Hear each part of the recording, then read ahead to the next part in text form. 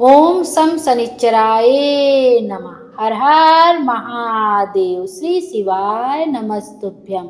शिव जी के उपाय चैनल में आप सबका बहुत बहुत स्वागत है।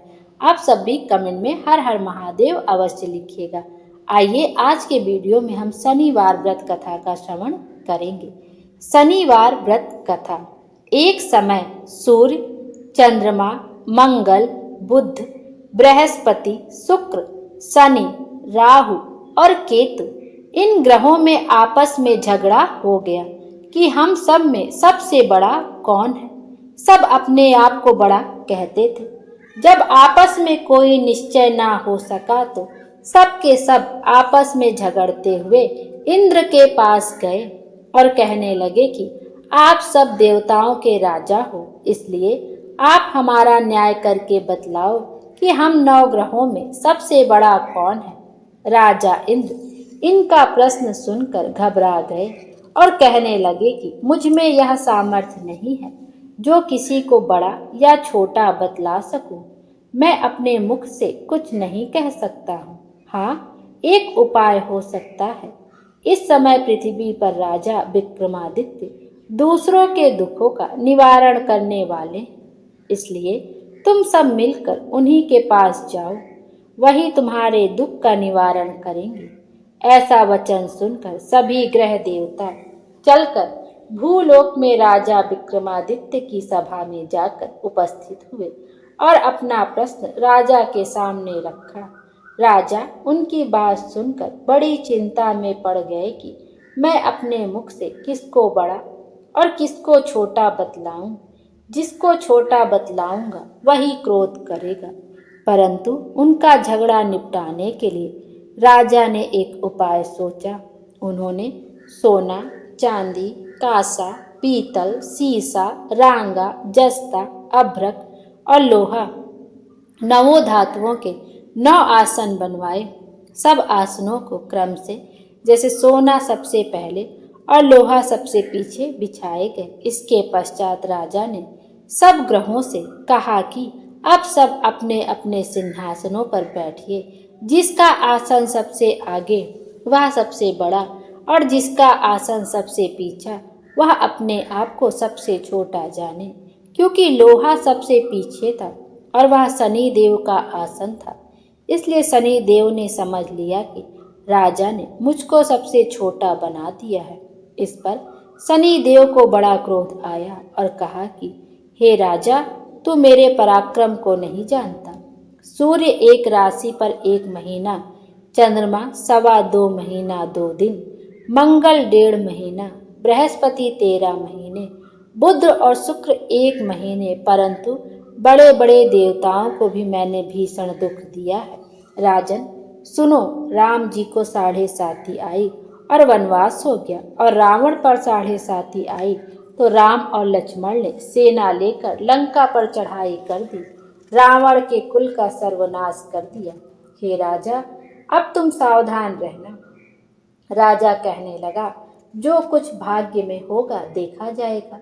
उसके बाद अन्य ग्रह तो प्रसन्नता के साथ चले गए, परंतु शनिदेव बड़े क्रोध के साथ वहां से सिधारे।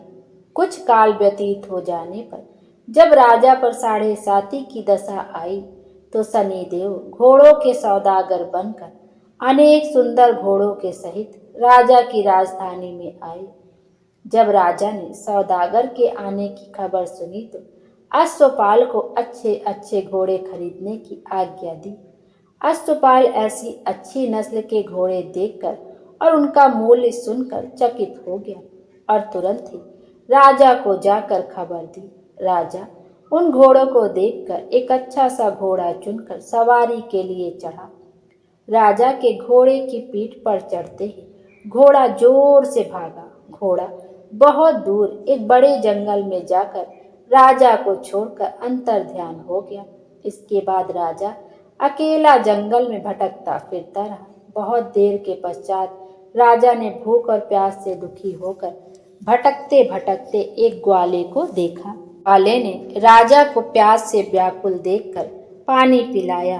राजा की उंगली में एक अंगूठी थी, वह निकालकर प्रसन्नता के साथ ग्वाले को दे दी। और शहर की ओर चल दिया। राजा शहर में पहुंचकर एक सेठ की दुकान पर जाकर बैठ गया और अपने आप को उज्जैन का रहने वाला बताया तथा अपना नाम विक्रम बतलाया। सेठ ने उसको कुलीन समझकर जल आदि पिलाया। भाग्यवश उस दिन सेठ की दुकान पर बिक्री बहुत अधिक हुई। तब सेठ उसको भाग्यवान पुरुष समझकर भोजन कराने के लिए अपने साथ ले गया। भोजन करते समय राजा ने आश्चर्य की बात देखी कि खूंटी पर हार लटक रहा है और वह खूंटी उस हार को निगल रही है। भोजन के तत्पश्चात कमरे में आने पर जब सेठ को कमरे में हार न मिला तो सबने यही निश्चय किया कि सिवाय विक्रम के और कोई इस कमरे में नहीं आया, अतः अवश्य ही उसी ने हार चोरी किया है। परंतु विक्रम ने हार लेने से मना कर दिया। इस पर 5-7 आदमी इकट्ठे होकर उसको फौजदार के पास ले गए। फौजदार ने उसको राजा के सामने उपस्थित कर दिया और कहा कि राजा, यह आदमी तो भला प्रतीत होता है, चोर मालूम नहीं होता, परंतु सेठ का कहना है कि इसके सिवाय और कोई घर में आया ही नहीं, अवश्य ही इसी ने चोरी की है। तब राजा ने आज्ञा दी कि इसके हाथ पैर काटकर चौरंगिया किया जाए। राजा की आज्ञा का तुरंत पालन किया गया और विक्रम के हाथ पैर काट दिए गए। इस प्रकार कुछ काल व्यतीत होने पर एक तेली उसको अपने घर ले गया और कोल्हू पर उसको बिठा दिया। विक्रम उसका बैठा हुआ जुबान से बैल हाँकता रहा। शनि की दशा समाप्त हो गई और एक रात को वर्षा ऋतु के समय वह मल्हार राग गाने लगा। उसका गाना सुनकर उस शहर के राजा की कन्या उस राग पर मोहित हो गई और दासी को खबर लेने भेजा कि शहर में कौन गाना गा रहा है। दासी सारे शहर में फिरती फिरती क्या देखती है कि तेली के घर में चौरंगिया राग गा रहा है। दासी ने महल में आकर राजकुमारी को सब वृतांत सुना दिया। बस उसी क्षण राजकुमारी ने अपने मन में यह प्रण कर लिया, चाहे कुछ भी हो, मैं इस चौरंगिया के साथ विवाह करूंगी। प्रातः काल होते ही जब दासी ने राजकुमारी को जगाना चाहा तो राजकुमारी अनशन व्रत लेकर पड़ी रही। तब दासी ने रानी के पास जाकर राजकुमारी के ना उठने का वृतांत कहा। रानी ने तुरंत ही वहां पर आकर राजकुमारी को जगाया और उसके दुख का कारण पूछा। तो राजकुमारी ने कहा कि माता जी, मैंने यह प्रण कर लिया है कि तेली के घर में जो चौरंगिया है मैं उसी के साथ विवाह करूंगी। माता ने कहा, पगली, यह क्या बात कह रही है? तुझको किसी देश के राजा के साथ ब्याहा जाएगा। कन्या कहने लगी कि माता जी, मैं अपना प्रण कभी नहीं तोड़ूंगी। माता ने चिंतित होकर यह बात राजा को बताई। तब महाराज ने भी आकर यह समझाया कि मैं अभी देश देशांतर में अपने दूत भेजकर सुयोग्य, रूपवान एवं बड़े से बड़े राजकुमार के साथ तुम्हारा विवाह करूंगा। ऐसी बात तुमको कभी नहीं विचारनी चाहिए। कन्या ने कहा, पिताजी, मैं अपने प्राण त्याग दूंगी, परंतु दूसरे किसी से विवाह नहीं करूंगी। इतना सुनकर राजा ने क्रोध से कहा, यदि तेरे भाग्य में ऐसा ही लिखा है तो जैसी तेरी इच्छा हो वैसा ही कर। राजा ने तेली को बुलाकर कहा कि तेरे घर में जो चौरंगिया है उसके साथ में अपनी कन्या का विवाह करना चाहता हूँ। तेली ने कहा, यह कैसे हो सकता है? कहाँ आप हमारे राजा और कहाँ मैं एक नीच तेली। परंतु राजा ने कहा, भाग्य के लिखे को कोई टाल नहीं सकता है। अपने घर जाकर विवाह की तैयारी करो। राजा ने उसी समय तोरण और बंदरवाल लगाकर अपनी राजकुमारी का विवाह चौरंगिया बने विक्रमादित्य के साथ कर दिया। रात्रि को जब विक्रमादित्य और राजकुमारी महल में सोए तो आधी रात के समय शनिदेव ने विक्रमादित्य को स्वप्न दिया कि राजा, कहो, मुझको छोटा बतलाकर तुमने कितना दुख उठाया। राजा ने क्षमा मांगी। शनिदेव ने प्रसन्न होकर विक्रमादित्य को हाथ पैर दिए।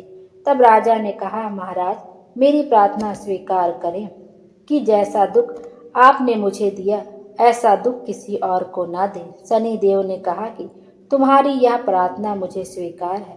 जो मनुष्य मेरी कथा सुनेगा या कहेगा उसको मेरी महादशा में कभी किसी प्रकार का दुख नहीं होगा और जो नित्य ही मेरा ध्यान करेगा या चींटियों को आटा डालेगा उसके सब मनोरथ पूर्ण होंगे।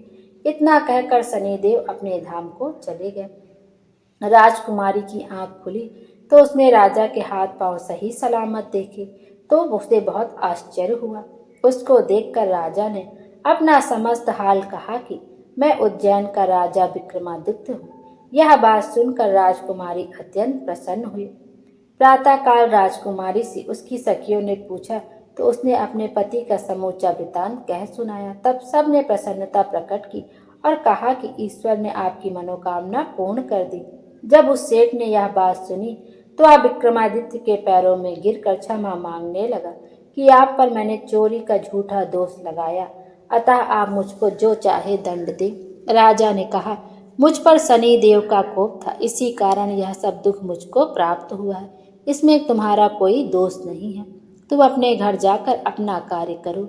सेठ बोला कि मुझे तभी शांति होगी जब आप मेरे घर चलकर प्रीतिपूर्वक भोजन करें। राजा ने कहा कि जैसी आपकी मर्जी हो वैसा ही करें। सेठ ने अपने घर जाकर अनेक प्रकार के स्वादिष्ट भोजन बनवाए और राजा विक्रमादित्य को प्रीति भोज दिया। जिस समय विक्रमादित्य भोजन कर रहे थे, एक अत्यंत आश्चर्य की बात सबको दिखाई दी। जो खूंटी पहले हार निगल गई थी वह अब हार उगल रही है। जब भोजन समाप्त हो गया तो सेठ ने हाथ जोड़कर बहुत सी मोहरें राजा को भेंट की और कहा कि मेरे श्री कंवर नामक एक कन्या है, उसका पाणी ग्रहण आप स्वीकार करें। इसके बाद सेठ ने अपनी कन्या का विवाह राजा के साथ कर दिया और बहुत सा दान दहेज आदि दिया। इस प्रकार कुछ दिनों तक वहां निवास करने के पश्चात विक्रमादित्य ने शहर के राजा से कहा कि अब मेरी उज्जैन जाने की इच्छा है। फिर कुछ दिन के बाद विदा लेकर राजकुमारी मनभावनी सेठ की कन्या श्री कंवरी तथा दोनों जगह के दहेज में प्राप्त अनेक दास दासी रथ और पालकियों सहित विक्रमादित्य उज्जैन की तरफ चले। जब शहर के निकट पहुंचे और पुरवासियों ने राजा के आने का संवाद सुना तो समस्त उज्जैन की प्रजा अगवानी के लिए आई। तब बड़ी प्रसन्नता से राजा अपने महल में पधारे। सारे शहर में बड़ा भारी महोत्सव मनाया गया और रात्रि को दीपमाला की गई। दूसरे दिन राजा ने शहर में यह सूचना प्रेषित करवाई कि शनिश्चर देवता सब ग्रहों में सर्वोपरि हैं। मैंने इनको छोटा बतलाया, इसी से मुझे यह दुख प्राप्त हुआ है। इस कारण सारे शहर में सदा शनिश्चर की पूजा और कथा होने लगी। राजा और प्रजा अनेक प्रकार के सुख भोगते रहे। जो कोई शनि देव की इस कथा को पढ़ता या सुनता है, शनि देव की कृपा से उसके सब दुख दूर हो जाते हैं। शनिवार की कथा को व्रत के दिन अवश्य पढ़ना चाहिए। बोलो शनि देव महाराज की जय। शनिवार के दिन शनि देव की पूजा अर्चना करने के बाद हनुमान जी की कथा का श्रवण भी अवश्य करना चाहिए। कहते हैं जो लोग हनुमान जी की पूजा अर्चना करते हैं उनको शनिदेव की साढ़े साती कभी भी नहीं लगती। आइए हनुमान जी की इस कथा का श्रवण करते हैं। चिरंजीवी हनुमान जी को पवन पुत्र कहा गया है। एक बार हनुमान जी को सुलाकर माता अंजनी गृह कार्य में व्यस्त हो गई। तभी हनुमान जी की नींद खुल गई तथा भूख से व्याकुल हो सूर्य जी को मीठा फल समझकर उन्होंने उसे अपने मुख में भर लिया। उस समय ग्रहण चल रहा था। सूर्य की यह गति भापते हुए राहु ने देवराज इंद्र के पास जाकर उन्हें सारा वृतांत सुनाया। तब देवराज इंद्र ने देखा कि छोटे से हनुमान जी सूर्य को अपने मुख में रखकर खेल रहे हैं और सारा जगत त्राहिमाम त्राहिमाम कर रहा है। उसी समय हनुमान जी की दृष्टि इंद्र की ओर गई और उसे भी फल समझकर खाने लगे। इंद्र ने हनुमान जी को अपनी ओर आता देखकर उन पर वज्र से प्रहार किया। वज्र के प्रहार से सूर्य हनुमान जी के मुख से आजाद हो गए और हनुमान जी मूर्छित होकर गिर पड़े। तभी वायु देव ने वायु की गति रोक दी, जिस कारण सारे जगत में वायु संचार बंद हो गया और सभी जीव मृत्यु को प्राप्त होने लगे। देवराज इंद्र समेत सभी देवता तब ब्रह्मा जी के पास गए। तत्पश्चात ब्रह्मा सहित सभी देवताओं ने वायुदेव के पास जाकर उनसे विनती की कि वायु का संचार प्रारंभ करें तथा सभी हनुमान जी को बल, बुद्धि और चिरंजीवी होने का आशीर्वाद प्रदान करें। हनुमान जी की मूर्छा समाप्त हुई और सृष्टि में नव संचार होने से मानव सहित सभी जीवों की रक्षा हुई। बोलो हनुमान जी महाराज की जय। शनिदेव महाराज हम सब की मनोकामना पूर्ण करें और हमारे जीवन को खुशियों से भर दें। Thank you.